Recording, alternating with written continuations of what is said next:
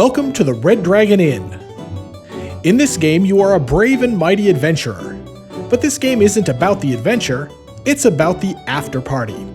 You will be drinking, gambling, and roughhousing with an ever-increasing cast of playable characters trying to be the last one partying at closing time.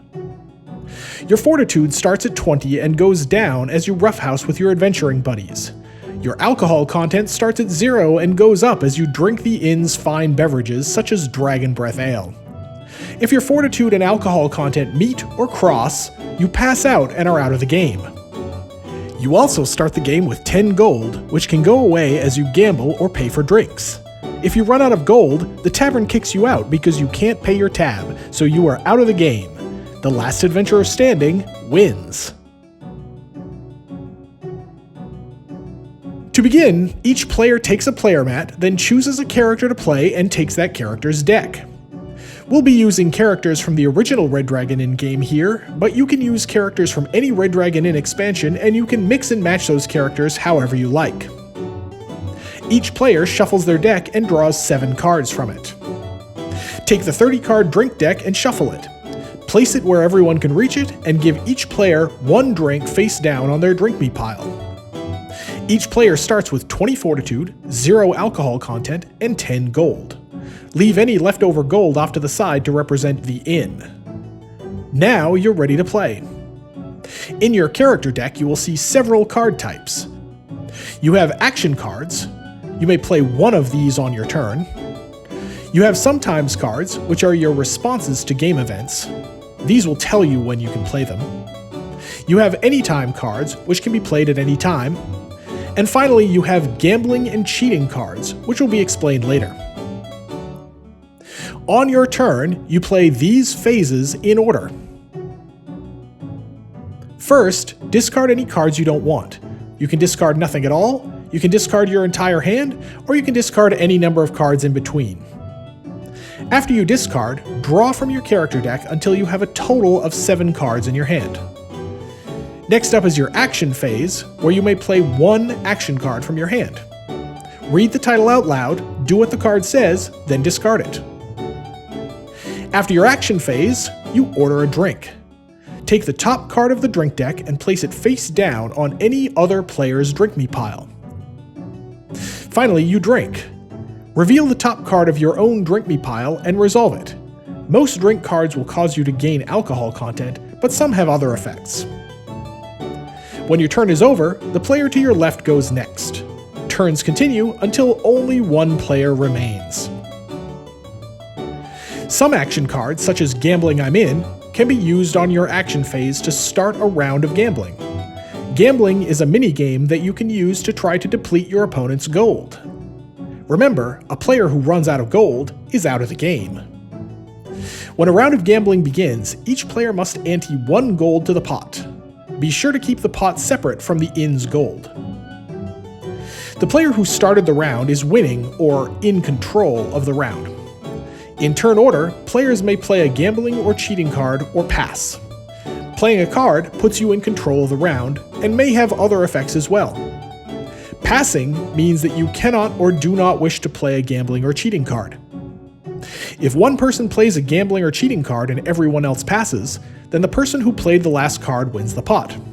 A round of gambling takes place completely within one player's action phase, so regardless of who wins the round of gambling, the player who started the round continues to their order a drink phase. Here's a gambling example.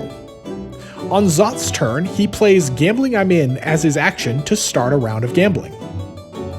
Deirdre plays I'm Saving This Money for the Poor to leave the round of gambling. She does not have to ante, but she cannot play any gambling or cheating cards for this round. Zot, Gurky, and Fiona each ante 1 gold. Since Zot started the round, he's winning, or in control. Gurky goes next. He passes, for now. Fiona plays I Raise, a gambling card that forces all players in the round to ante an additional gold. Zot, Gurky, and Fiona each ante 1 more gold, bringing the pot to 6 gold. The I Raise card also puts Fiona in control of the round of gambling, so she is now winning. Zot plays Winning Hand. This is a special gambling card that can only be beaten by cheating cards. Zot is now winning. Gurky plays Oops, I Dropped My Cards, a cheating card, so Gurky is now winning. Fiona passes. Zot plays Gambling I'm In.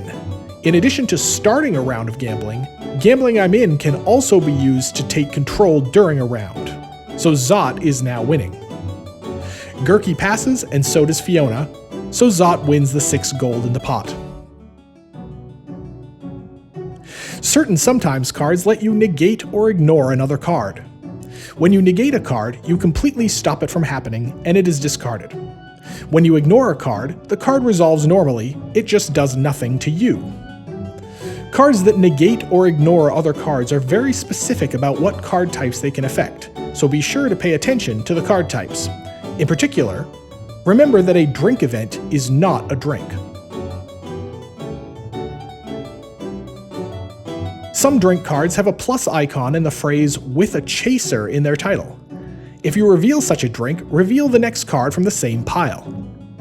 If it's a drink, then treat the 2 cards as a single drink with the combined effects.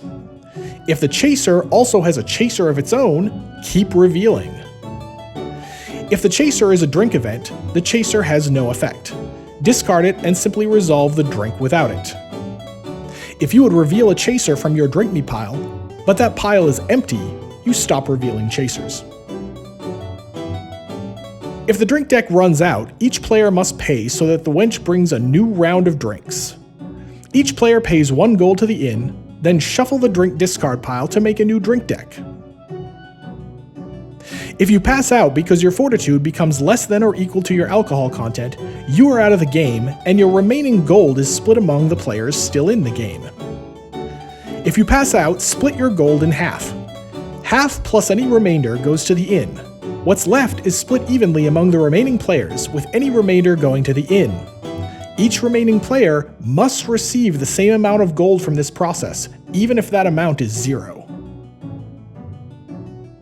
Thanks for watching! Subscribe to SlugFest Games on YouTube for more instructive and entertaining videos.